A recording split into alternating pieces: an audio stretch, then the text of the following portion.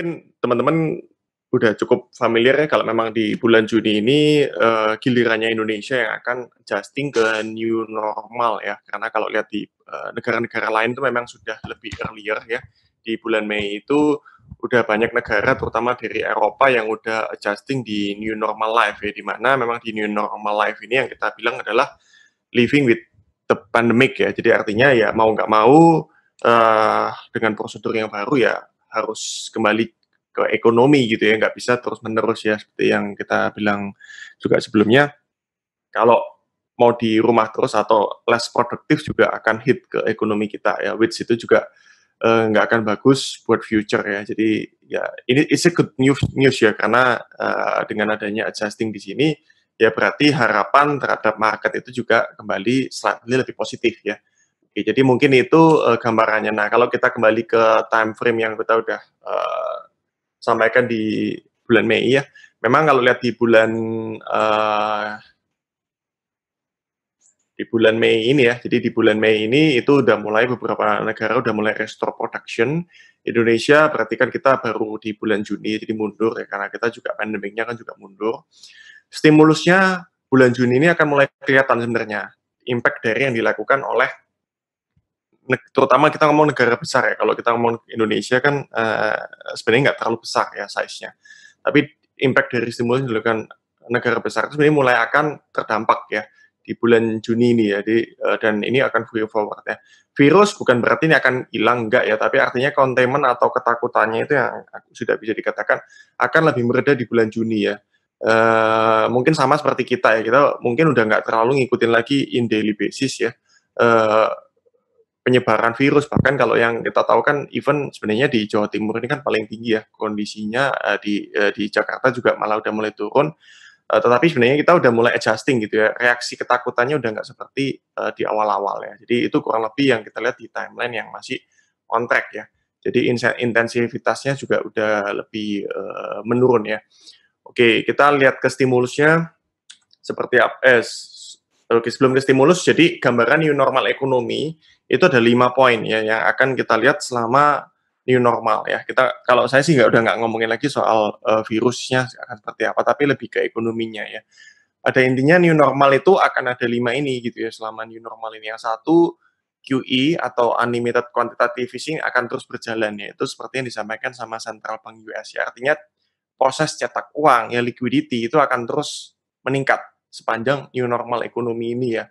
Sampai ekonominya bisa dikatakan pulih ya, karena kalau dibilang new normal ini apakah ekonomi bisa pulih, kayaknya kok belum ya, akan take a longer time ya untuk sampai ekonomi ini bisa bisa pulih ya. Kapan pulihnya? Ya paling masuk akal adalah kalau sudah ada vaksin ya, which itu kayaknya masih another 1 year ahead ya, paling cepat ya. Mungkin itu yang kita bisa lihat ya. Jadi selama 1 tahun sampai 2 tahun ke depan ya, QE ini akan tetap berjalan. Semua negara kecenderung menerapkan negative interest rate atau low interest rate ya. Negative interest rate ini di Eropa, kalau yang low di Amerika, di Asia masih positif tapi juga cenderung menurun ya. Jadi itu gambaran, 1 sampai 2 tahun ke depan.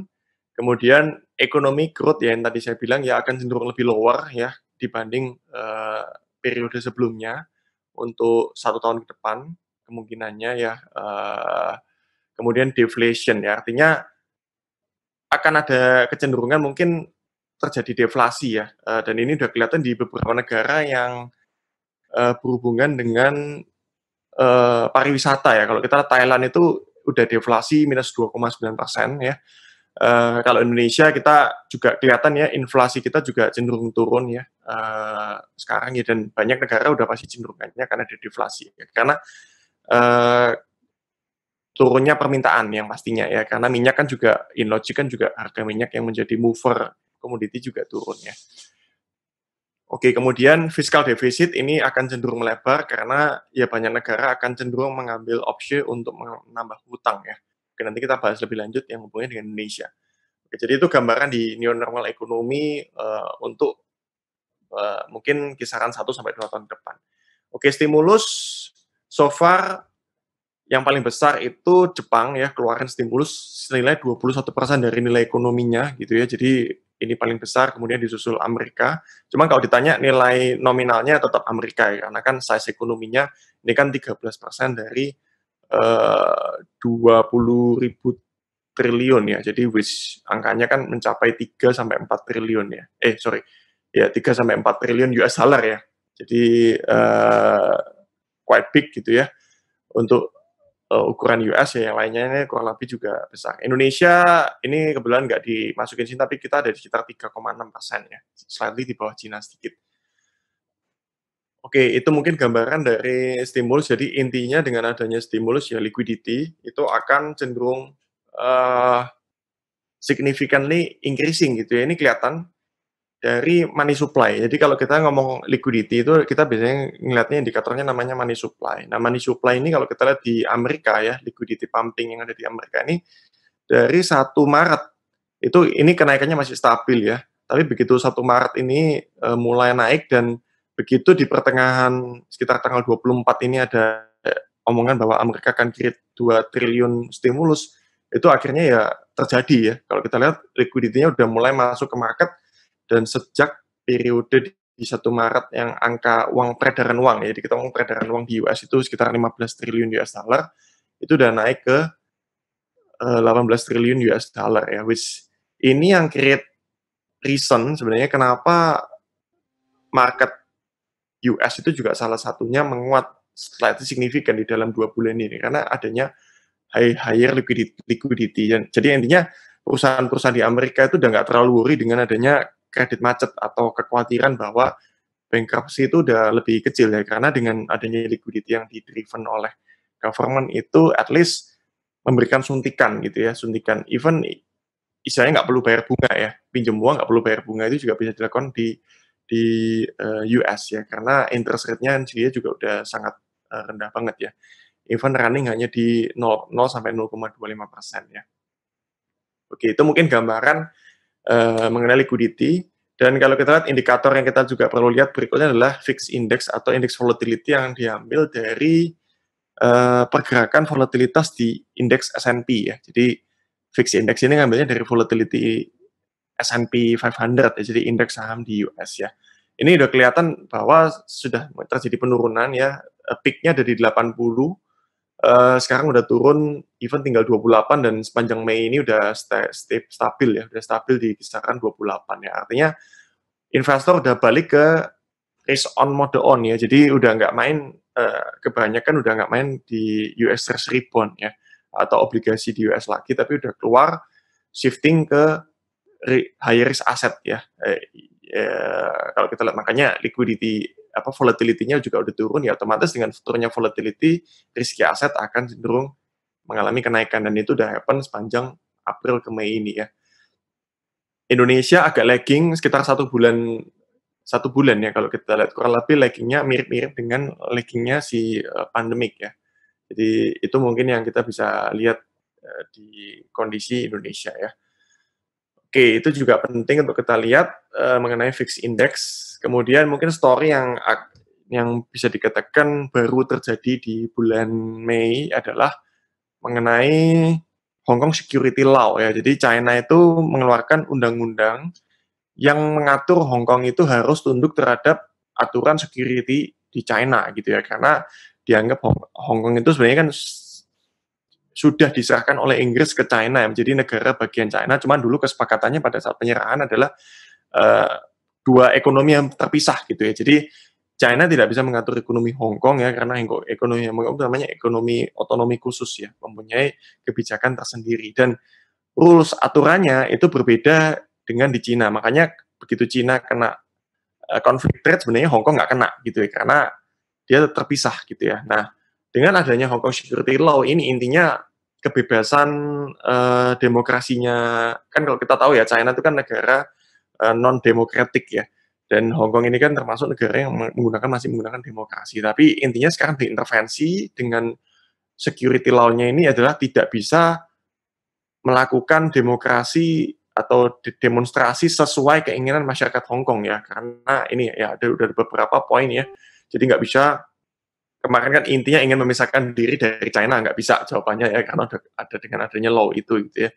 Kemudian melawan government ya, itu juga ditegesin lah gitu ya, terorisme ya, melakukan abusing atau apa ya, bisa dikatakan mempengaruhi orang lain untuk melakukan intimidasi ya, itu juga ya, kemudian juga foreign force. Nah, ini yang hubungannya adalah yang agak sensitifnya adalah dengan US ya, karena di situ juga diatur bahwa nggak boleh ada intervensi dari luar Hong Kong ya. Nah, itu yang sedikit banyak juga membuat tensi itu meningkat. Dan resikonya apa sih dengan adanya seperti ini?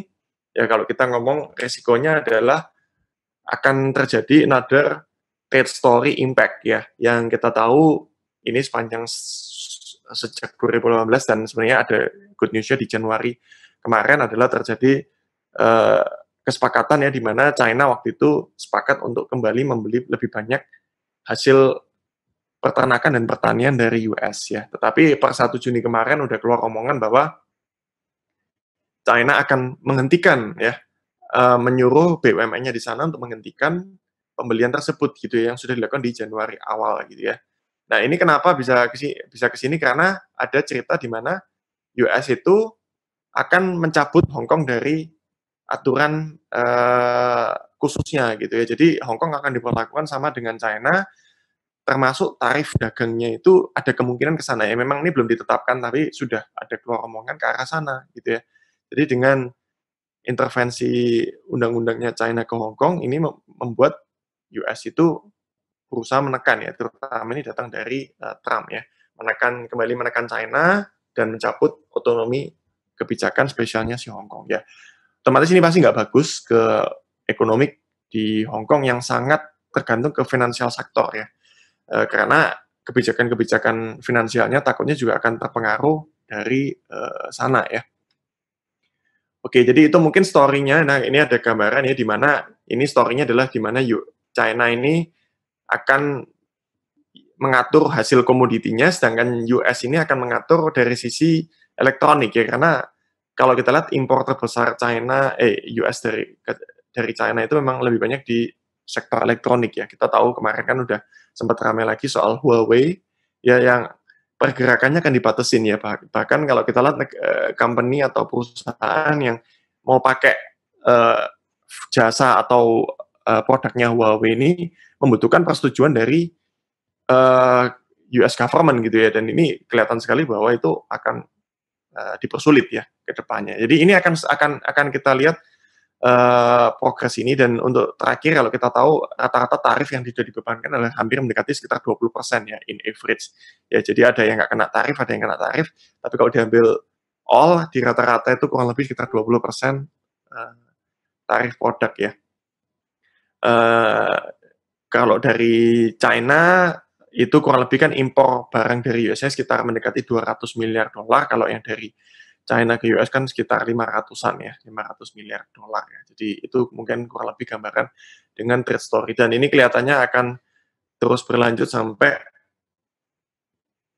next election ya. Jadi kalau kita lihat di US itu akan menghadapi pemilu ya di tahun ini, exactly-nya adalah di 3 November 2020 ya. Kalau nggak mau diundurin ya, karena kan kita juga nggak tahu apakah dengan adanya story pandemic, tapi ini kan masih long story juga. Itu di November 3 akan ada election untuk next presiden gitu ya. Dan disinilah sebenarnya terjadi political story ya, kalau kita hubungin lagi. Karena intinya kalau kita lihat survei election-nya gitu ya, kelihatan di sini si kandidat kuatnya si Democratic ya. Democratic itu adalah Joe Biden. Joe Biden ini adalah wakilnya Obama ya, kemarin di era presiden sebelum Trump. Itu sudah unggul gitu ya dari sisi votingnya ya. Kita lihat majority di negara-negara, majority dari apa namanya surveyor ya. Surveyor itu melakukan surveyor itu udah unggul gitu ya di periode 30 April sampai 14 Mei ya. Which ini membuat Trump agak sedikit kebakaran jenggot ya, karena memang bisa dikatakan dengan pandemik yang terjadi yang quite significant di US itu kan membuat ekonomi Amerika kan cukup berantakan gitu ya. Dan itu akhirnya Trump juga come out menyalahkan China ya. Dengan situasi seperti itu ya, akhirnya political terus membuat akhirnya trade story itu jadi political story gitu ya, karena ada kepentingan di sini ya. Intinya berusaha mencari meningkatkan vote gitu ya. Belum kita ngomong lagi cerita yang terjadi sekitar seminggu ke belakang di US dengan adanya story demonstrasi ya. Meskipun kalau kita lihat demonstrasi apakah efek besar ke market, kayaknya sih nggak terlalu karena bukan itu point out-nya ya. Tetapi paling tidak itu akan mempengaruhi lebih ke sisi sininya sih, dengan adanya huge demonstration ke political atau election ini yang akan lebih berpengaruh ya. Jadi itu mungkin story-nya, ini kan survei belum dilakukan sebelum demonstrasi, nanti mungkin akan ada keluar survei berikutnya adalah setelah demonstrasi akan seperti apa gitu. Kalau ini tertekan lagi election di Trump-nya ya otomatis ini akan jadi story yang juga nggak bagus buat trade konflik yang mungkin bisa jadi penengah. Tapi di satu sisi sebenarnya kalau dengan adanya situasi suara yang sudah turun ini, kalau Amerika push lagi dengan trade story yang lebih negatif lagi ya otomatis ekonomi Amerika yang sekarang udah suffer akan lebih suffer ya. Jadi nggak gampang sebenarnya untuk itu bisa dilakukan ya. Makanya ada kemungkinan lebih banyak dari sisi ini ya, cuman sekedar omongan gitu ya. Mungkin tindakan masih belum kejadian, tapi lebih dari sisi omongan ya. Seperti biasanya, seperti waktu Trump melakukan story di Twitter ya. Oke, mungkin itu gambaran dari sisi political. Nah, kita lihat ke makro, situasi makro terakhir kita adalah ini ya, GDP US kuartal kemarin minus 5%, year on year-nya di 0,2%, ya masih surplus sedikit, tapi udah pasti di kuartal kedua ini udah pasti ini akan masuk ke teritori negatif. Eropa, China udah teritori negatif. Cuman yang positif sebenarnya interest rate semua udah cenderung lower ya. Indonesia kita masih di 4,5%. Inflasi, ini yang saya bilang tadi, inflasi udah relatively low semua ya. Even Indonesia kita juga turun. Tingkat pengangguran di Amerika 14,7, ada kemungkinan di kuartal kedua ini mungkin angkanya bisa naik ke mendekati 20% ya. Di bulan Mei ya. Kemungkinan bulan Mei akan mendekati 20%, kemudian bulan Juni ke depan kelihatannya bisa cenderung kembali turun nih, karena kan aktivitas ekonominya udah mulai dibuka ya. Jadi itu kurang lebihnya kita belum rilis lagi angkanya masih di 4,99. Oke, yang penting juga di sini manufaktur. Nah, ini manufaktur sama service ini penting ya untuk dilihat ya, karena dari sini ini kan untuk menunjukkan seberapa optimisme market terhadap ekonomi ya. Jadi kalau angkanya di bawah 50 berarti ada kecenderungan pasar itu melihat ekonomi aktivitas manufacturing dan jasa itu cenderung turun ya untuk bulan ini gitu ya. Tapi kalau mereka udah angkanya di atas 50 berarti meningkat ya. Dan juga sebaliknya kalau angkanya dari angkanya kecil ke angkanya besar berarti kan juga meningkat ya. Tetapi belum sampai pada fase menambah produksi ya. Jadi bedanya kalau di atas 50 itu produksinya ditambah, kalau di bawah 50 itu produksinya masih turun. Cuman kalau sudah angkanya lebih naik berarti produksinya sudah naik dibanding sebelumnya gitu ya. Cara ngeliatnya sih seperti itu secara simpel.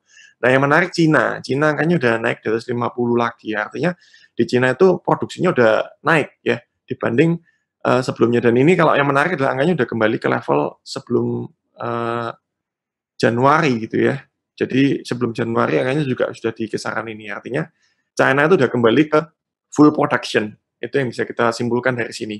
Ya, kalau indeks jasa belum ya. Indeks jasa mungkin kalau kita lihat lebih banyak dipengaruhi dari sisi ini ya, aktivitas pariwisata ya. Jelas ini masih kontraksi ya. Itu yang bisa kita lihat di sini. Kemudian yang juga positif dari Indonesia nanti adalah di current account ya. Current account defisit kita juga turun ya. Oke, dari sisi aktivitas manufaktur Indonesia juga udah sedikit naik ya. Angkanya di bulan Mei ya, dari 26 ke 28 tapi cuma sedikit naiknya. Oke, future untuk kita lihat di interest rate, kemungkinan besar ini adalah polling yang diambil dari Bloomberg. Ya, kita lihat untuk kita ngomong Asia ya, karena kalau kita ngomong Amerika sama Eropa udah nggak perlu disurvei lagi, kelihatannya akan stay di level yang saat ini ya.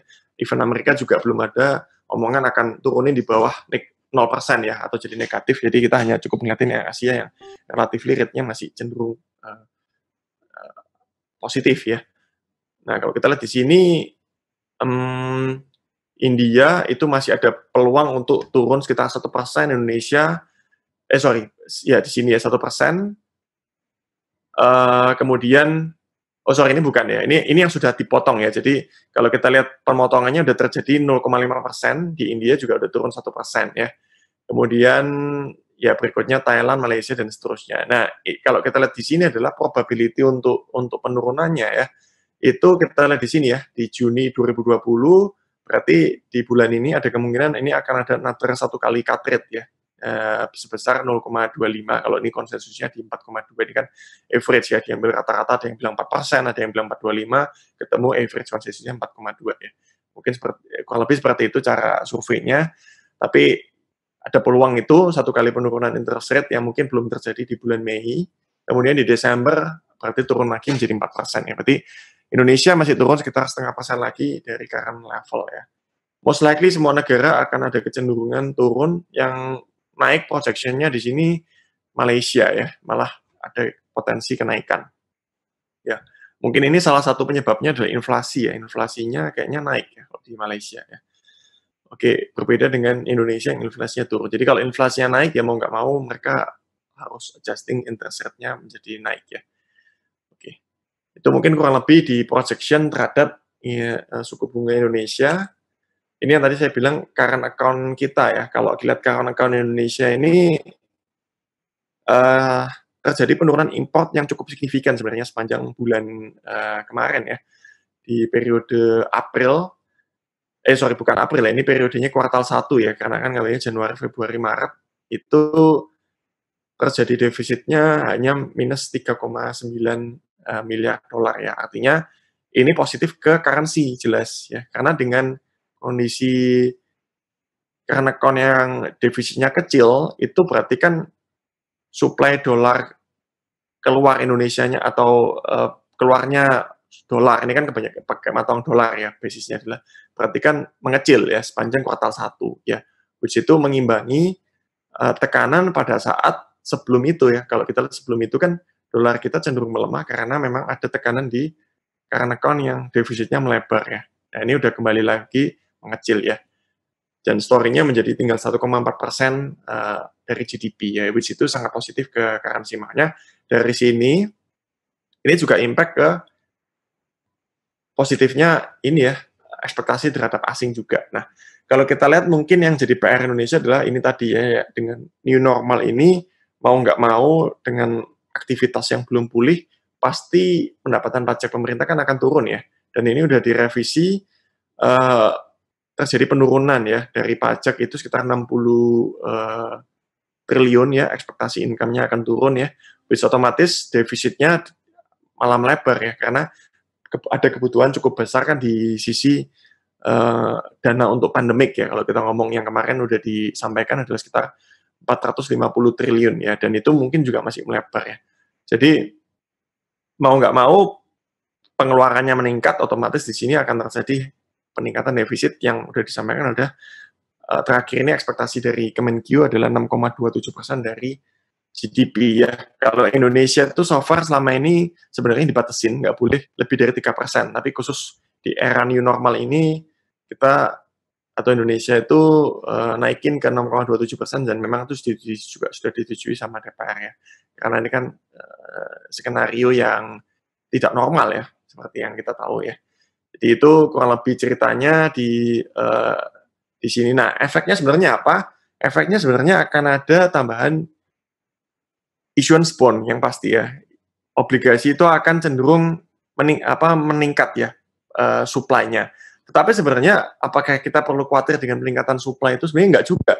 Karena peningkatan supply yang dilakukan saat ini di saat era liquidity-nya juga meningkat gitu ya. Jadi banyak kepentingan dari foreign flow yang membutuhkan sebenarnya investasi dengan adanya higher ini ya, liquidity gitu ya. Jadi meskipun ini fiscal deficit membengkak, issuance bond-nya meningkat, selama Indonesia-nya masih atraktif dan risiko country-nya bisa kejaga, ya otomatis demand itu akan terserap. Nah, contoh paling gampang adalah kemarin itu ada lelang ya, lelang obligasi juga permintaannya sampai 100 triliun, padahal kebutuhan pemerintah cuma 20 triliun ya. Jadi artinya 5 kali lipat dari permintaan itu 5 kali lipat daripada kebutuhannya, which itu sangat positif ya. Makanya kalau lihat di bonds marketnya itu nanti kita akan lihat juga slightly juga menguat ya. Oke, kita lihat ke equity index kita bulan Mei nggak terlalu positif ya, cuma naik tipis. Tetapi kita masuk di bulan Juni ini naiknya cukup tajam ya, sudah mulai terjadi picking up ya. Kalau kita lihat di bulan Mei itu masih didominasi di US, sama di Asia Pasifiknya adalah di Jepang sama di Kospi ya. Kalau kita lihat di Euro juga naik ya. Jadi kita slightly lagging.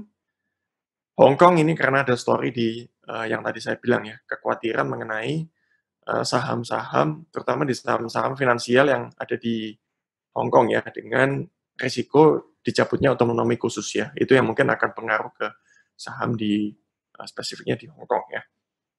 Tapi ini belum tahu ya, karena bisa jadi sentimen karena sebenarnya kan belum ada keputusannya juga ya. Cuman market akan selalu bereaksi terhadap berita yang diumumkan ya.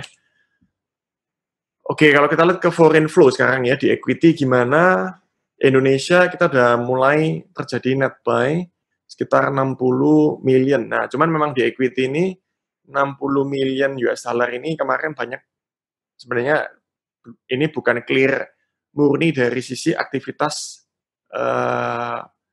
ini ya, pasar modal ya, karena di sini ada injeksi pembelian dari Bangkok Bank terhadap Permata ya. Kalau teman-teman ngikutin, kemarin kan ada pembelian sekitar 32 triliun ya nilainya dari Permata itu yang dijual oleh Stanchart sama Astra ya waktu itu oleh ke Bangkok Bank. Nah, kalau yang kalau yang Stanchart itu kan dia termasuk foreign ya, jadi nggak dihitung. Jadi ke foreign dianggap net off ya, tapi yang Astra itu dianggap lokal, itu sehingga itu membuat ada net buy ya di situ ya, kurang lebih angkanya sekitar 16 triliun rupiah. Ya, jadi ada impact ke situ sebenarnya. Jadi ini bukan clear inflow. Nah, yang clear inflow sebenarnya sudah happen sekitar 3 hari belakangan ini ya.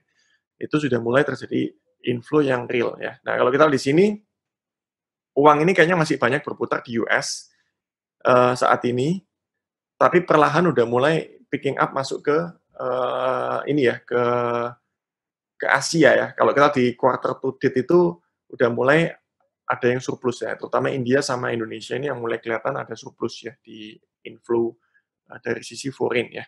Oke, kalau year to date yang lainnya masih semua rata-rata masih merah gitu ya. Year to date kebanyakan masih uang itu banyak berputar di US. Itu yang bisa kita simpulkan ya. Karena simplify itu. Nah, pertanyaannya adalah cepat atau lambat ini udah pasti akan mulai diversified. Jadi uang yang masuk dari US ini akan mengalir lagi ke emerging country. Jadi selalu akan seperti itu sih money flow-nya gitu ya. Jadi itu yang bisa kita lihat mungkin dalam periode beberapa upcoming month ya.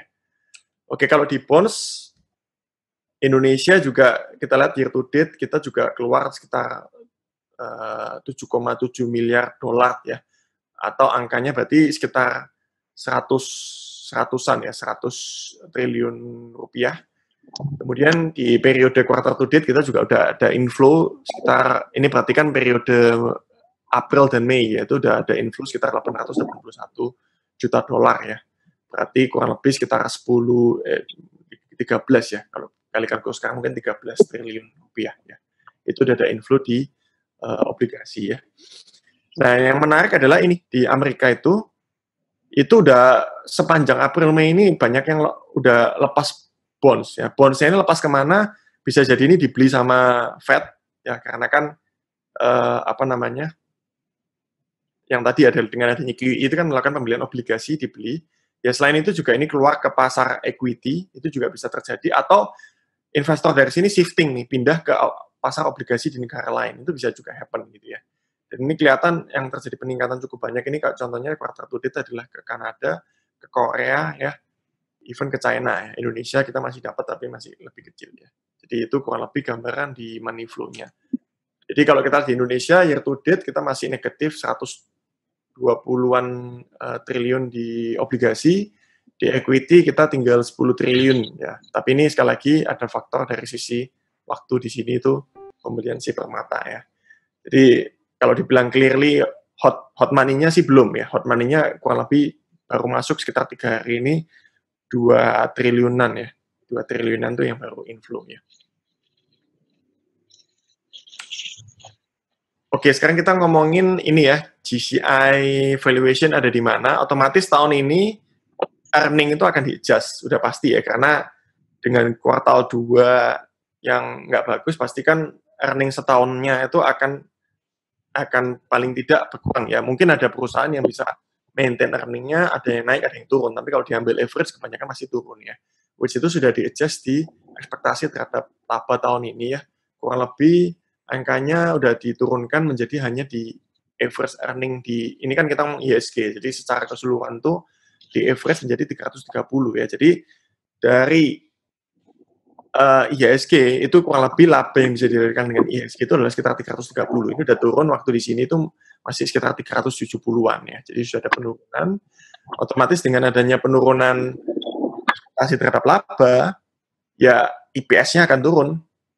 Jadi earning per share-nya itu akan turun ya. Jadi kalau kita lihat sekarang udah naik, EPS-nya akan naik ya. Sorry, bukan turun, karena akan naik karena kan nilai pembaginya kan akan lebih kecil ya. Jadi otomatis di sini naik menjadi 14,6.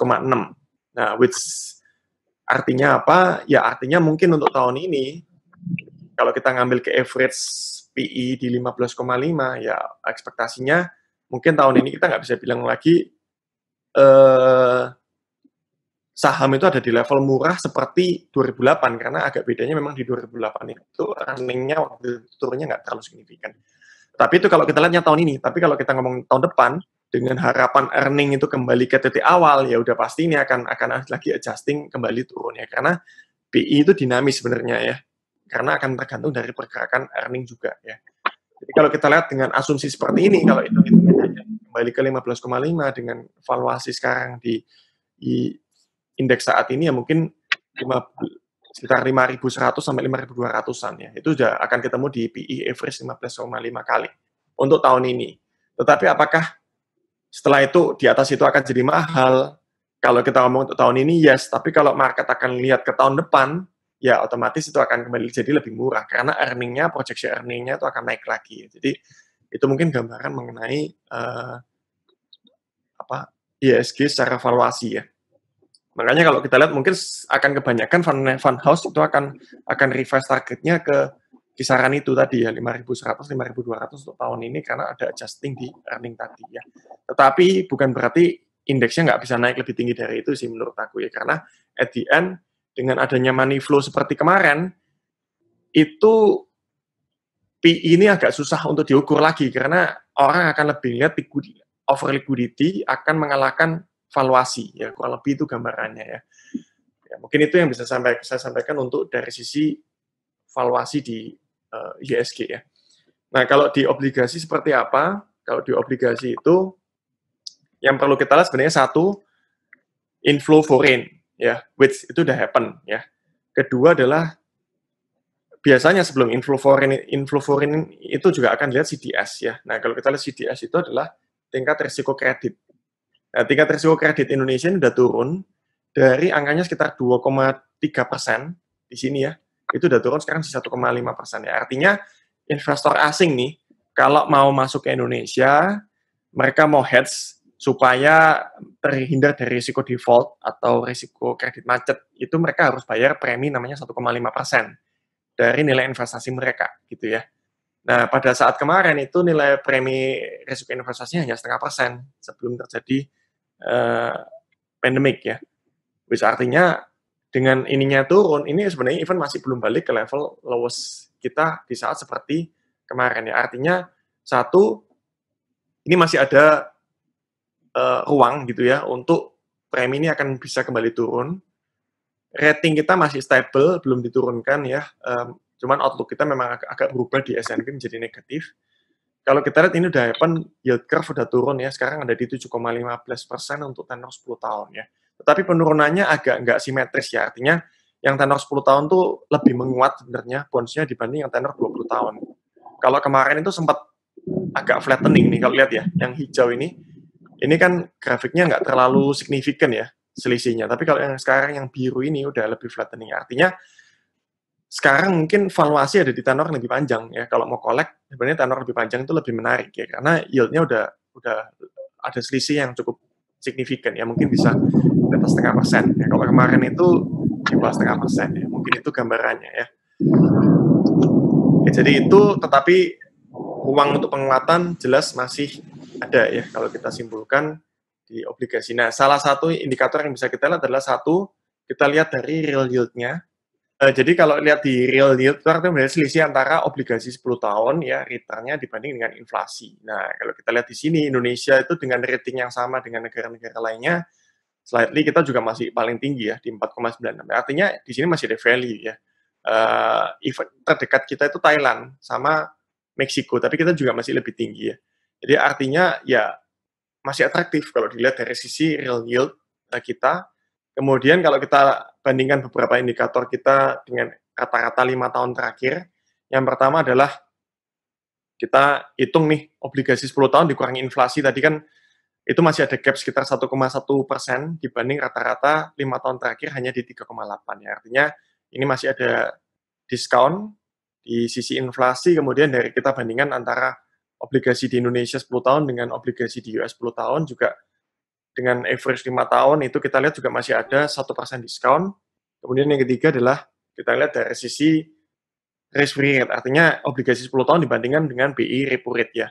Itu memang selisihnya udah mulai mengecil, hanya tinggal 0,43. Tapi balik lagi, tadi kan kita lihat di survei konsensus Bloomberg kan melihat bahwa akan ada peluang another 2 kali cut rate lagi. Jadi kalau kita assuming itu 2 kali cut rate lagi, berarti ini kan selisihnya juga hampir 1% lagi. Jadi artinya ya dengan kita simpulkan 3 indikator ini kurang lebih mendekati 1% atau di sekitar kisaran 1%, ya berarti masih atraktif untuk kita buy bonds even di yield yang ada di saat ini ya. Itu yang bisa kita lihat saat ini dengan tenor obligasi pemerintah yang menurut saya lebih panjang sebenarnya sekarang agak lebih atraktif ya. Karena yang 10 tahun udah lebih menguat dibanding yang tenor 20 tahun ya.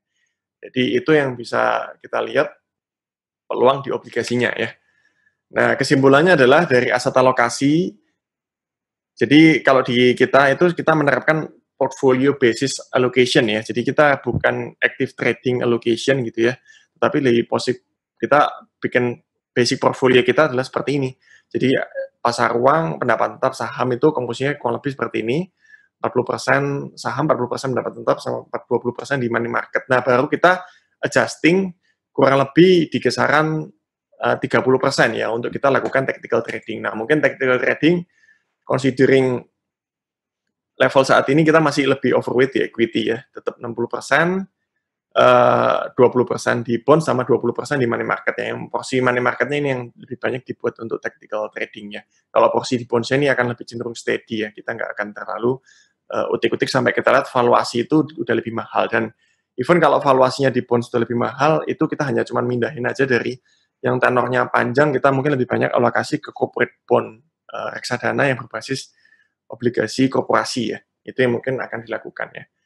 Untuk kinerja portfolio sendiri kurang lebih seperti ini ya. Jadi dalam kurun waktu 1 tahun terakhir ya, di mana kita memang masih mencatatkan negatif 5,35% ya untuk periode di akhir Mei. Kalau kita bandingkan dengan IHSG ya, kita bisa lihat di sini yang warnanya biru itu mencatatkan penurunan 22% sepanjang 1 tahun terakhir ya. Jadi di sini kita masih unggul di sisi portfolio management dengan melakukan alokasi portfolio. Oke, terima kasih buat teman-teman yang sudah melihat video ini. Sampai jumpa di video berikutnya. Salam Moduit.